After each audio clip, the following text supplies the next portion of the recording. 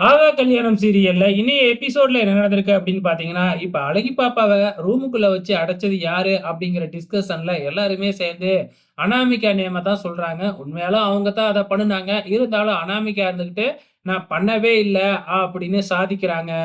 "பாரு நாளைக்கு உன்னைய கோர்ட்ல என்ன பண்றேன் பாரு" அப்படின்னு விஜயும் சவால் விட்டு போறாப்ல.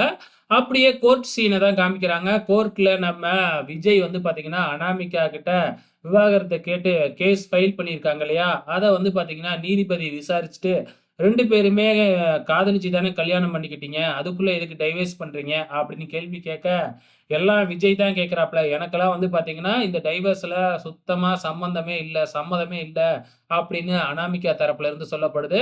ஆனா விஜய் இருந்துகிட்டு, இல்ல இவ வந்து என் குழந்தையையே கொல்ல பார்த்தா, அப்படி இப்படின்னு ஏதேதோ சொல்லிக்கிட்டு இருக்கிறாங்க. அதுக்கு எல்லாம் ஆதாரமே இருக்கா? ஆதாரம் இருக்கா? அப்படின்னு கோர்ட்ல கேட்கறாங்க. ஆனா, அதுக்கான ஆதாரம் தான் விஜய் கிட்ட இல்ல இல்லையா?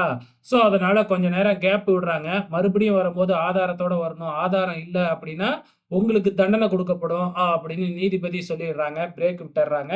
அதுக்கப்புறம் பிரேக் நடுவுல வந்து விஜயோட வக்கீல் இருந்துகிட்டு, "உங்ககிட்ட ஆதாரம் ஏதாச்சும் இருக்கா?" அப்படின்னு கேட்க, "ஆதாரம் எதுவுமே இல்லையே" அப்படின்னு சொல்ல, "அப்படின்னா உனக்கு தான்பா தண்டனை கிடைக்கும். கண்டிப்பா 6 மாசம் இல்ல 1 வருஷம் தண்டனை குடுப்பாங்க. விவாகரத்தும் கிடைக்காது" அப்படின்னு சொல்லிக்கிட்டு இருக்காங்க. அதே மாதிரி கோர்ட்டும் வந்து பார்த்தீங்கன்னா தொடங்குது. அப்ப நீதிபதி ஆதாரத்த கேட்கறாங்க. ஆதாரம் இல்லாம முழிச்சுக்கிட்டு இருக்கிறாங்க. அப்ப வந்து பார்த்தீங்கன்னா, நீதிபதி தண்டனை குடுக்க போறாங்க. அந்த நேரம் பார்த்து மகா கரெக்ட்டா அதிரடியா என்ட்ரி குடுத்து, "என்கிட்ட ஆதாரம் இருக்கு" அப்படின்னு சொல்லிட்டு, "அந்த கார்ல முன்னாடியும், பின்னாடியும் கேமரா இருக்கு. அதுல ரெக்கார்ட் ஆன வீடியோவ நீங்களே பாருங்க" அப்படின்னு சொல்லிட்டு, ஸோ அந்த கார்ல இருந்த மெமரி கார்ட எடுத்து டிவில போட்டு காமிக்கிறாங்க. அப்ப அதுல எல்லாமே ரெக்கார்ட் ஆயிருக்கு. அனாமிகா தான் இதுல பண்ணியிருக்கிறாங்க அப்படிங்கிறது, நல்ல தெள்ள தெளிவா வந்து பார்த்தீங்கன்னா, நீதிபதியும் பார்த்துர்றாங்க. உடனே நீதிபதி இதெல்லாம் பார்த்துட்டு அனாமிகா மேல கோவப்பட்டு, "என்னம்மா நீ இப்படி பண்ணி வச்சிருக்க?" அப்படின்னு சொல்லிட்டு, அனாமிகாவுக்கும், விஜய்க்கும் விவாகரத்தும் குடுத்துர்றாங்க. அது மட்டும் இல்ல, அனாமிகாவுக்கு எதுக்கு ஜீவனாம்சம் குடுக்கணும்னு சொன்னாங்கன்னு தெரியல. ஸோ அதுவும் குடுத்துர்றாங்க. ஸோ இதுக்கப்புறம் என்ன நடக்குது அப்படின்னு பார்த்தீங்கன்னா, எங்க வீட்டுக்கு போறாங்க. இத வச்சு சித்ரா தேவி ஒரு பிரச்சனைய பண்ணலாம்னு பார்க்குறாங்க. ஆனா அது முடியல.